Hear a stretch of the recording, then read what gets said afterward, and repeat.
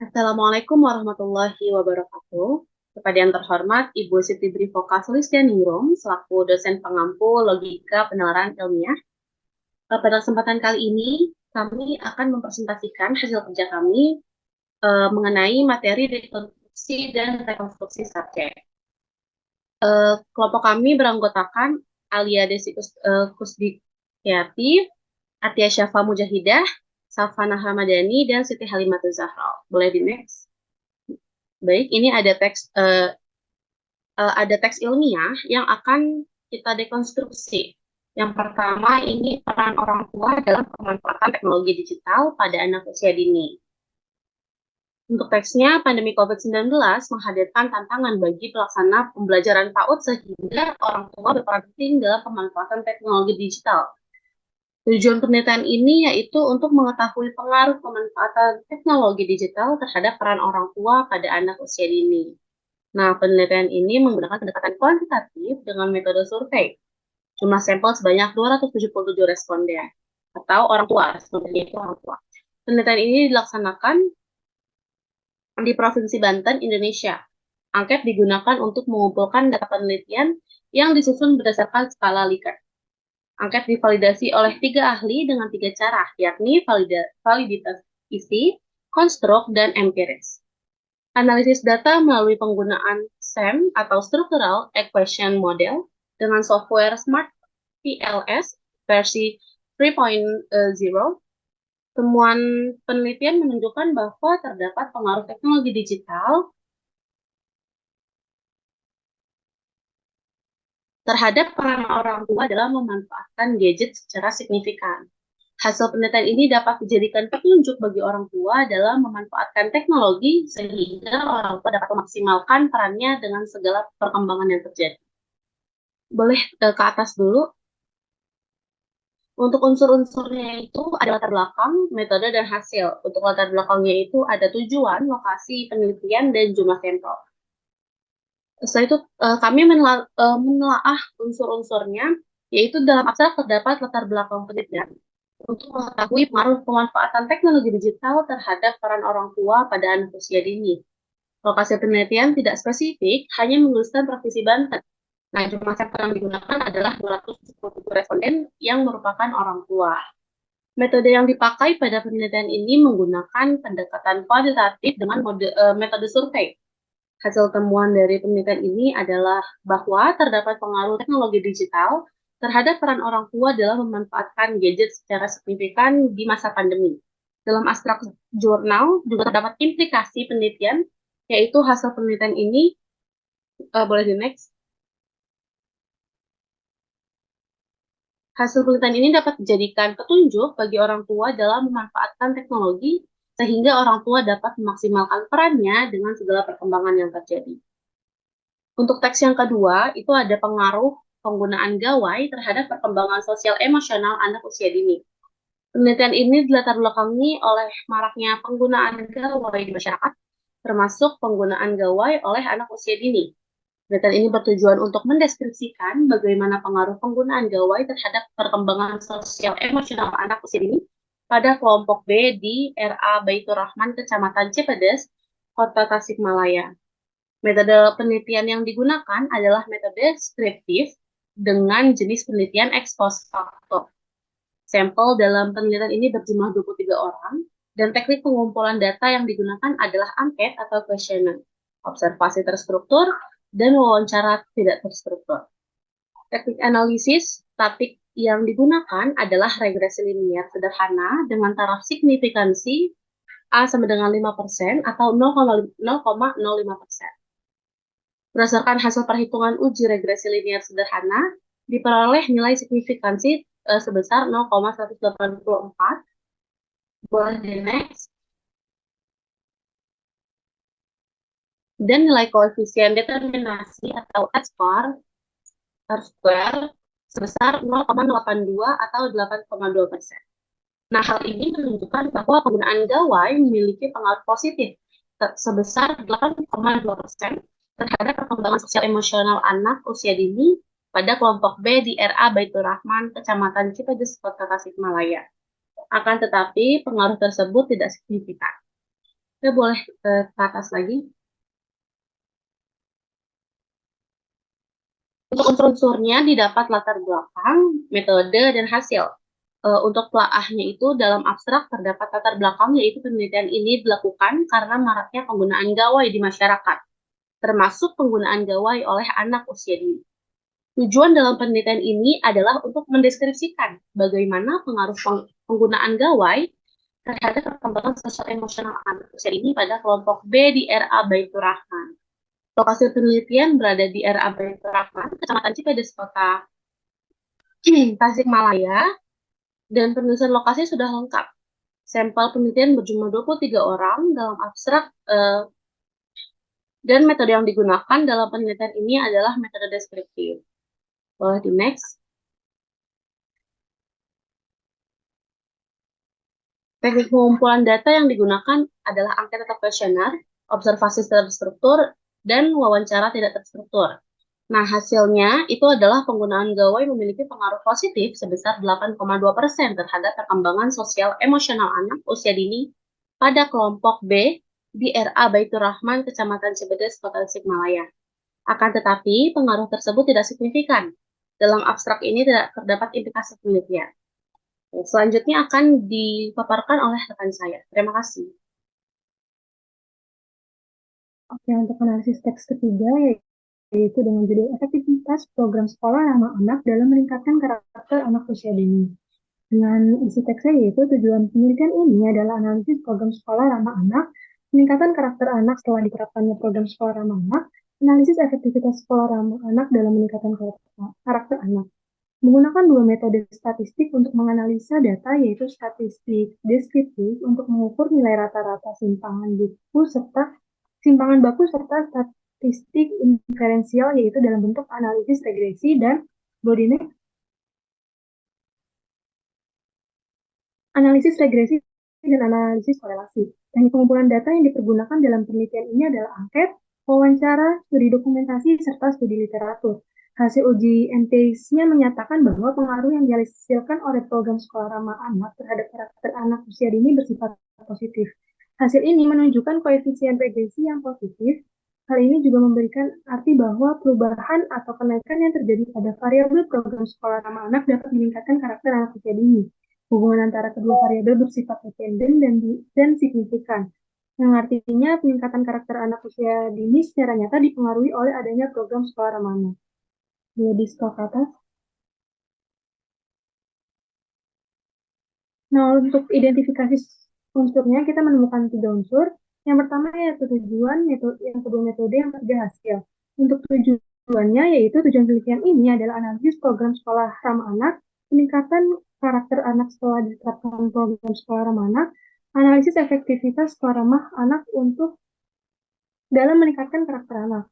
Lalu untuk metode yang digunakan, yaitu penelitian ini adalah metode statistik untuk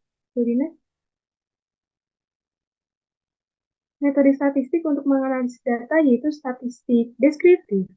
Nah, untuk hasilnya yaitu hasil dari penelitian mendapatkan pernyataan hubungan antara kedua variabel bersifat dependen dan signifikan, yang artinya peningkatan karakter anak usia dini secara nyata dipengaruhi oleh adanya program sekolah ramah anak. Jadi,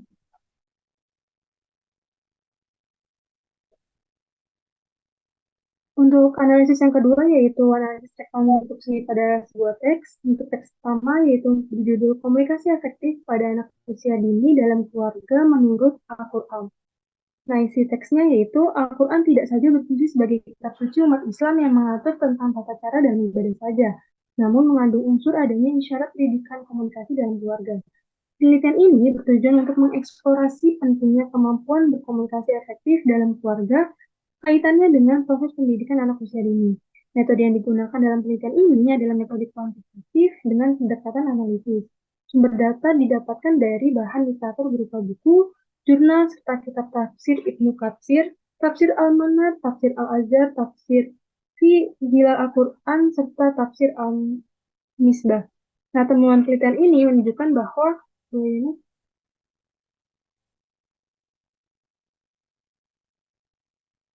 ada beberapa syarat Ada beberapa syarat komunikasi yang digambarkan dalam Al-Quran yang berhubungan dengan metode komunikasi, yaitu metode kaulan baligha, kaulan maisura, kaulan layyina, kaulan ma'rufa, kaulan karimah, dan kaulan sadida. Komunikasi tersebut memberikan isyarat tentang cara berkomunikasi yang baik dalam konteks pendidikan anak usia dini pada keluarga. Kesimpulan dalam penelitian ini adalah bahwa keluarga dalam hal ini orang tua perlu memahami pola komunikasi yang efektif dan Al-Quran telah memberikan isyarat bagaimana membangun komunikasi yang ideal. Nah, untuk identifikasi unsur akan dijelaskan oleh Fatima. Baik, selanjutnya untuk identifikasi unsur, komunikasi adalah sebuah aktivitas yang rutin dilakukan oleh setiap orang dalam berbagai lingkungan, kapanpun dan dimanapun. Hal ini karena komunikasi memiliki peran yang sangat penting dalam kehidupan kita. Semua orang membutuhkan komunikasi, karena melalui komunikasi kita bisa lebih memahami satu sama lain. Komunikasi adalah jembatan yang menghubungkan, maaf,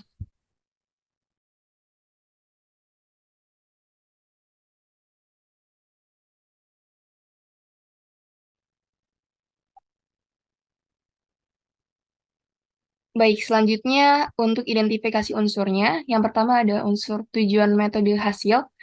Dari teks rekonstruksi yaitu komunikatif efektif sangat diperlukan untuk pertumbuhan dan perkembangan anak. Dengan adanya komunikasi yang baik dapat membentuk kepribadian pada anak. Anak-anak yang tidak dibiasakan berkomunikasi dengan baik akan mengalami kesulitan dalam mengutarakan pendapat-pendapat mereka.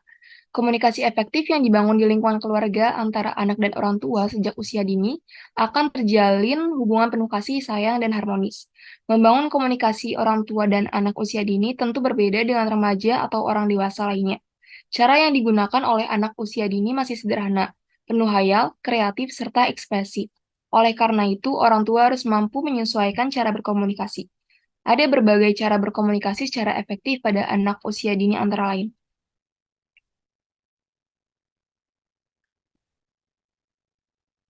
Yang pertama ada orang tua perlu memilih waktu yang tepat untuk berkomunikasi pada anak. Yang kedua, bahasa yang digunakan harus bisa dimengerti oleh anak. Yang ketiga, sikap ketika berkomunikasi.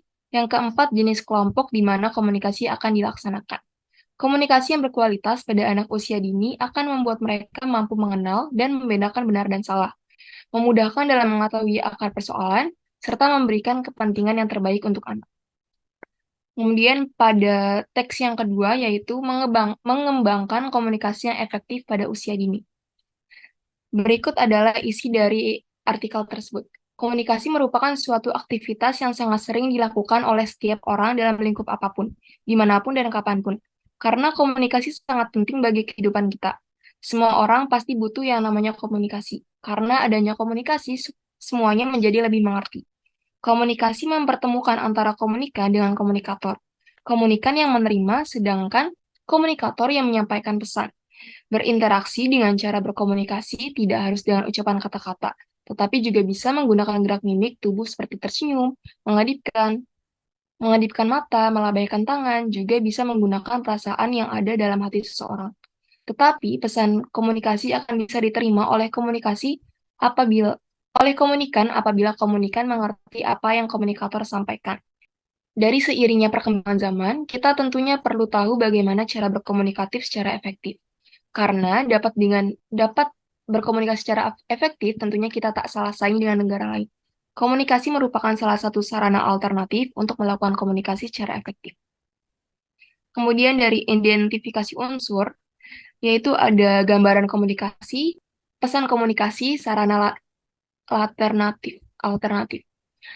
Komunikasi adalah sebuah aktivitas yang rutin dilakukan oleh setiap orang dalam berbagai lingkungan, kapanpun dan dimanapun.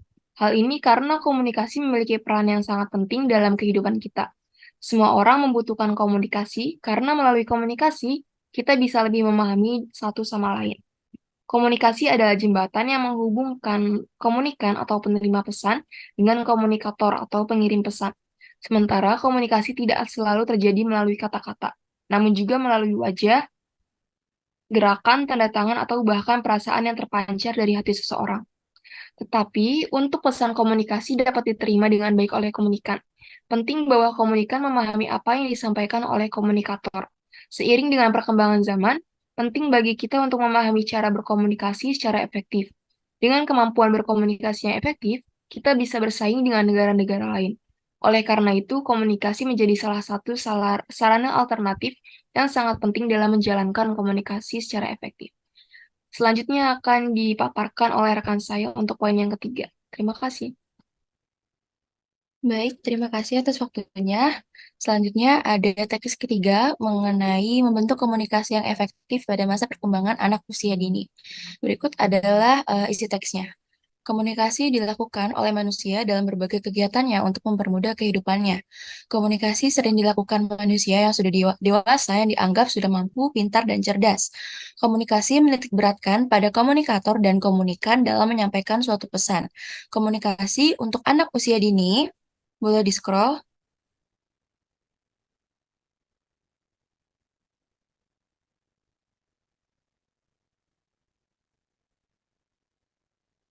Boleh di-scroll ke bawah. Oke. Tentu berbeda dengan orang dewasa. Pada anak usia dini, komunikasi harus selalu didampingi oleh orang tua ataupun orang dewasa. Hakikat komunikasi adalah proses pernyataan antar manusia yang dinyatakan itu adalah pikiran atau perasaan seseorang kepada orang lain dengan menggunakan bahasa sebagai penyalurnya. Pada anak usia dini, anak menjadi komunikator ketika sedang bertanya kepada orang tua, teman, bahkan guru, isi pesan yang disampaikan anak didominasi oleh pikiran anak. Anak yang sering bertanya cenderung aktif dalam melihat atau mendengar sesuatu. Pada masa usia dini, anak mengalami masa keemasan atau the golden years, yang merupakan masa di mana anak mulai peka atau sensitif untuk menerima berbagai rangsangan. Masa peka pada masing-masing anak berbeda, seiring dengan laju pertumbuhan dan perkembangan anak secara individual. Kata-kata pertama adalah ucapan seorang anak setelah mampu bicara dengan orang lain. Kata-kata pertama merupakan cara seorang anak untuk menyampaikan pesan kepada orang lain, biasanya dianggap sebagai proses perkembangan bahasa yang dipengaruhi oleh kematangan kecerdasan. Kematangan kecerdasan tersebut biasanya ditandai dengan kemampuan anak. Boleh di-scroll lagi.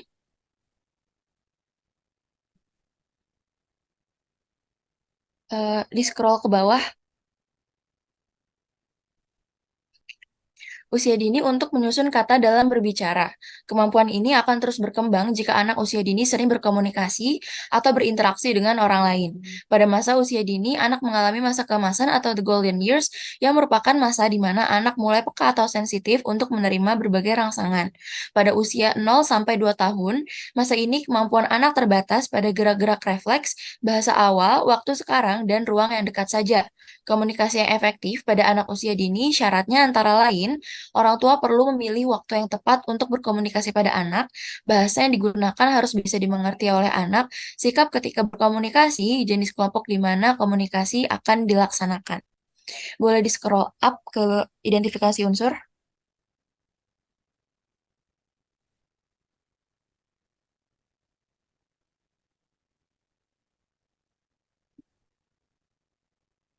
Atasnya lagi.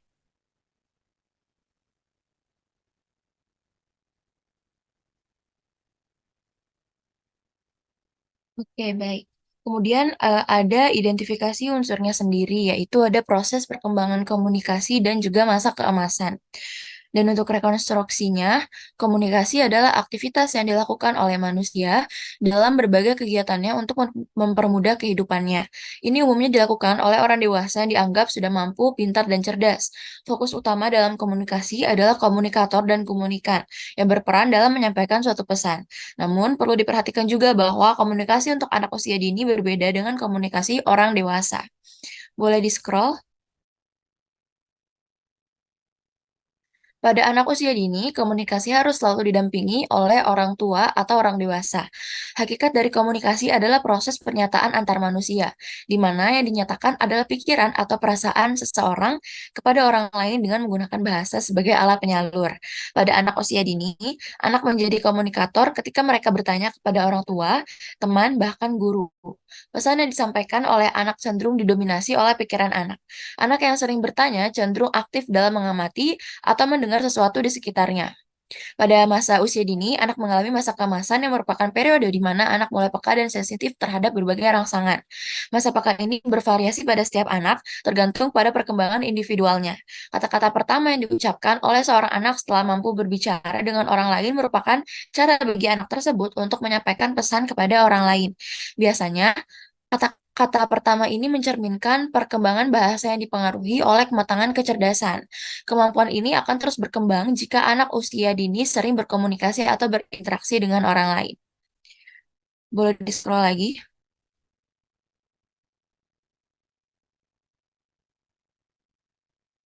Oke, mungkin sudah selesai. Baik, sekian pemaparan presentasi kelompok kami terkait dekonstruksi dan rekonstruksi subjek. Kurang lebihnya mohon maaf. Terima kasih atas waktunya. Wassalamualaikum warahmatullahi wabarakatuh.